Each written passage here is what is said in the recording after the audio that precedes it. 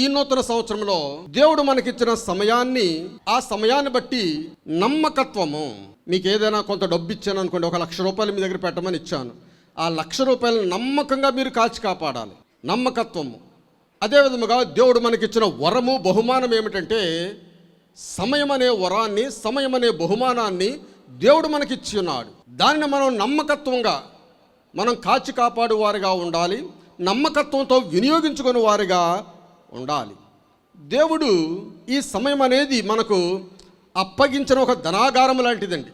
ఒక 70 సంవత్సరాలు కావచ్చు, 80 సంవత్సరాలు కావచ్చు, ఇదంతా కూడా ఒక ధనాగారము. పాత సంవత్సరం కాలగర్భంలో కలిసిపోయింది, దాన్ని మనం ఇంకా ఎన్నడూ కూడా చూడలేము. సముద్రంలో అలా ఆగిపోతుందా? ఆగిపోదు. అదే విధముగా సమయం కూడా, ఆ సమయం అలా గడిచిపోతూనే ఉంటుంది. అందుచేతనే ఎవరి గురించి కూడా ఇవేమీ ఆగిపోవు, అలా కాలంలో కలిసిపోతూ ఉంటాయి, సమయంలో అలా గతించిపోతూనే ఉంటాయి.